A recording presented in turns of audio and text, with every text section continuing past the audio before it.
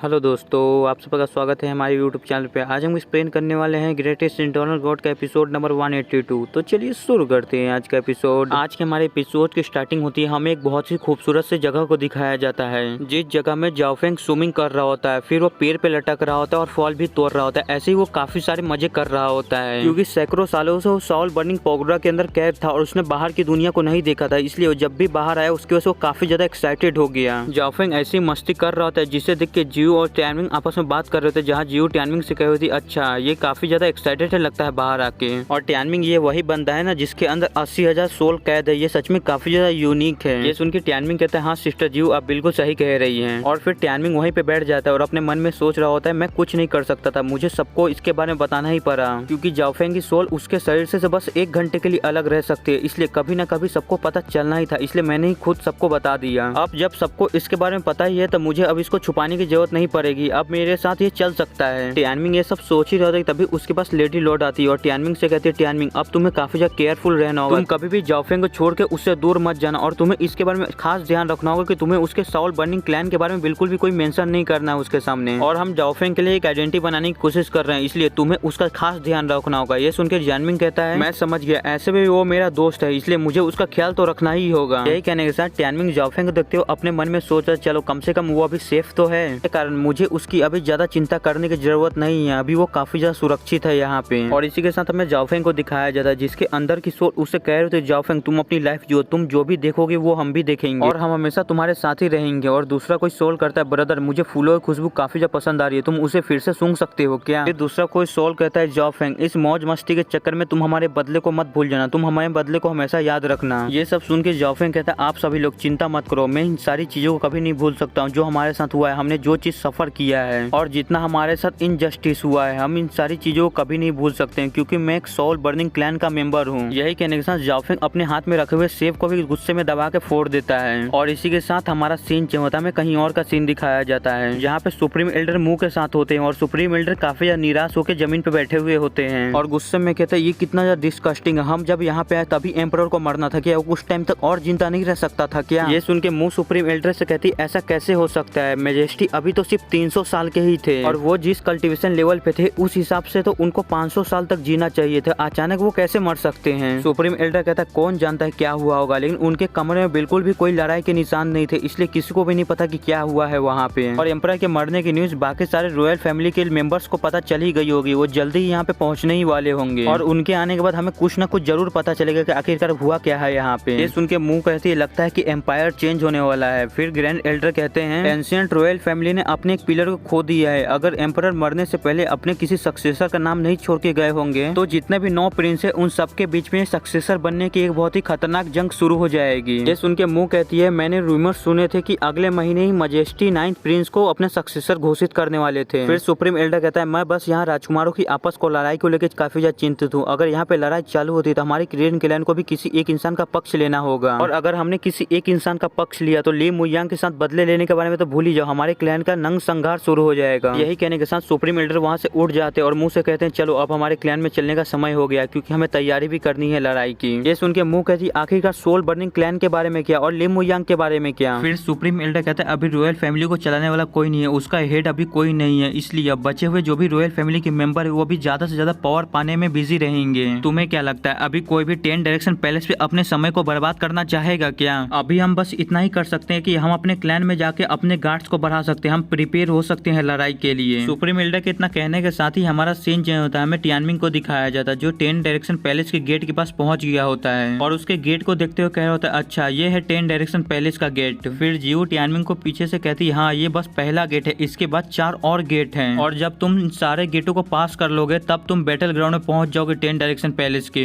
ये सुन के टैनविंग जियो के फादर से पूछता है बाय द वे मुझे फ्यूचर हॉल के मास्टर ने बताया कि लाइफ हॉल हमारा अलाई है, क्या ऐसा कोई हॉल है जो हमारे खिलाफ हो, हमारा दुश्मन हो। ये सुन के जियो के फादर कहते हैं हाँ तुम सच में काफी ज्यादा स्मार्ट हो, 10 डायरेक्शन पैलेस में 10 हॉल्स हैं और उन 10 हॉल में से सिर्फ future hall, heavenly hall, life hall and south hall यही अंडर है डायरेक्टर के। डायरेक्टर का नाम भी बता, लेकिन डायरेक्टर के नाम को मुझे बोलने में काफी ज्यादा प्रॉब्लम हो रही है, ऐसे भी डायरेक्टर के भी नाम का कोई काम नहीं है। आगे वो बताते हैं अभी जो पैलेस है या हॉल है वो सब एक एकेडमी है, इसलिए बाहर के पावर्स को अंदर आना बिल्कुल भी मना है, लेकिन किसी तरह बाहर के कुछ पावर हाउसेस ने हमारे कुछ हॉल्स को अपने अंडर ला लिया, कंट्रोल में ला लिया, जिसके कारण उनके यंगर पूरा जनरेशन यहाँ पे है और पावर के लिए लड़ाई कर रहे हैं आपस में। और इतना ही नहीं, यहाँ पे कुछ एंशिएंट रॉयल फैमिली के मेंबर्स भी हैं। ये सारी बातें सुनने के बाद तियानमिंग उनसे कहता है क्या आप इन सारी चीजों को मुझे डिटेल में बता सकते हैं। ये सुन के वो कहता है ये सारी चीजें काफी ज्यादा कॉम्प्लिकेटेड है, जब हमारे पास समय हो तो मैं इन सारी चीजों को तुम्हें डिटेल में अच्छे से बता दूंगा, लेकिन अगर मैं तुम्हें शॉर्ट फॉर्म में बताऊं तो 10 डायरेक्शन पैलेस अभी एक बैटल ग्राउंड बना हुआ है यंगर टैलेंट के लिए जो अभी 30 साल से कम उम्र के हैं। ये सुन के तियानमिंग काफी ज्यादा एक्साइटेड होते हुए अपने मन में सोचता है क्या बैटल फील्ड वो भी यंगर टैलेंट के लिए, ये तो सच में मेरे लिए काफी ज्यादा एक्साइटेड होने वाला है, मुझे इसमें काफी ज्यादा मजा आने वाला है। और इसी के साथ हमें कुछ देर बाद का सीन दिखाया जाता है जहाँ पे तियानमिंग और बाकी सारे लोग फर्स्ट गेट को पार करके अंदर की तरफ आ रहे होते, लेकिन तभी उसके सामने एक आदमी आ जाता है जो उन सभी लोग को देखते कहता है बाई मु यहाँ पे आओ, मैं यहाँ पे हूँ। फिर हमें इस बंदे के बताया जाता है ये लाइफ फॉल का मास्टर होता है जो तियानमिंग को देख के कहता है अच्छा ये है ली मुयांग का बेटा और ली वुडी का गोद लिया हुआ बेटा। फिर आगे जियो के फादर तियानमिंग को उस लाइफ फॉल के मास्टर से इंट्रोड्यूस करवाते हुए कहते हैं ये है लाइफ फॉल के मास्टर, जो सुन के तियानमिंग उन्हें ग्रीट करता है। और आगे वो लाइफ फॉल के मास्टर कहते हैं तुम्हारा कल्टीवेशन लेवल अभी काफी ज्यादा लो है, लेकिन तुम्हारे अंदर काफी ज्यादा पोटेंशियल दिख रहा है मुझे। आगे जियो के फादर उस लाइफ फॉल के मास्टर से कहते हैं आपको देख के लग रहा है कि आप थोड़े से परेशान है, क्या कुछ हुआ है क्या। ये सुन के वो लाइफ फॉल के मास्टर बताते हैं हाँ यहाँ पे कुछ बड़ा हुआ है, तुम्हारे रिएक्शन को देख के लगता है कि अभी तक तुम्हें इसके बारे में पता नहीं था, चलो मैं ही तुम्हें बताता हूँ कि एम्परर मर चुके हैं। ये सुन के वहाँ पे जितने भी खड़े लोग होते हैं वो काफी ज्यादा हैरान हो जाते हैं, वो सभी एक साथ कहते हैं क्या एम्परर मर गए। आगे वो लाइफ फॉल के मास्टर बताते हैं अभी कुछ टाइम पहले ही इंपीरियल बीस्ट की अभी एक रोने की बहुत ही बड़ी रोर सुनाई दी थी जो ये सिग्नल दे रहा है कि एम्परर मारे जा चुके हैं। फिर जियो के फादर कहते हैं ये तो इम्पॉसिबल है क्योंकि एम्परर की लाइफ अभी 200 साल तो और बाकी थी, उनकी लाइफ स्पेन तो अभी 200 साल बाकी थी। ये सुन के लाइफ फॉल के मास्टर कहते हैं हाँ इस पे यकीन करना तो काफी ज्यादा मुश्किल है, एंशिएंट रॉयल फैमिली ने खुद ही इस चीज को अनाउंस कर दिया है ऑफिशियली और वो सारे लोग शोक मनाने के लिए वापस चले गए और ये कोई ऐसी चीज नहीं है जिसके बारे में कोई मजाक करूंगा। आगे जियो के फादर कहते हैं एम्परर मर चुके हैं तो इसके कारण बहुत ही बड़ा इम्पैक्ट पड़ने वाला है एम्पायर पे और इसके कारण सिचुएशन अभी काफी ज्यादा नाजुक हो गई है, क्या एम्परर ने कोई अपने पीछे सक्सेसर को छोड़ा है क्या। ये सुन के लाइफ फॉल के मास्टर बताते हैं हाँ इंपीरियल बीस्ट ने 13 प्रिंस को सक्सेसर घोषित कर दिया है और उसने थ्रोन को हासिल कर लिया है और कल ही उसका राज्य अभिषेक होगा। और जैसे इसके बारे में न्यूज 9th प्रिंस को मिली वो अपने फैक्शन के कोर मेंबर्स को लेके गायब हो गया और इसके कारण 13 प्रिंस ने अपने भाई को देशद्रोही घोषित कर दिया और इंपीरियल बीस्ट को ऑर्डर दिया है उसे जल्दी से जल्दी पकड़ने के लिए। ये सारी चीजें सुन के जियो के फादर कहते हैं वो सारे लोग जितना ज्यादा फाइट करेंगे उतना ही ज्यादा हमारे लिए अच्छा होगा। फिर वो लाइफ फॉल के मास्टर कहते हैं अब ये वर्ल्ड चेंज हो रहा है इसलिए हमारे पास भी चांस है कम बैक करने का। फिर जियो के फादर कहते हैं अभी तक हमें मास्टर ने कोई भी ऑर्डर नहीं दिया इसलिए हमें भी कुछ नहीं करना चाहिए, लेकिन हमें उन सब पे एकदम अच्छी कड़ी नजर रखनी चाहिए। और यही कहने के साथ जियो के फादर तियानमिंग और जाओफेंग को वहाँ से लेके जाने लगते हैं और जाते हुए रास्ते में तियानमिंग से कह रहे होते हैं तियानमिंग सच में तुम को ज्यादा लगती हो कि एम्परर मर चुके हैं क्योंकि अब कोई भी तुम्हारे फादर या किरिन क्लैन पे टाइम वेस्ट नहीं करेगा अपना, इसके कारण तुम सिर्फ अब अपना फोकस अपने कल्टीवेशन पे ही लगा सकते हो।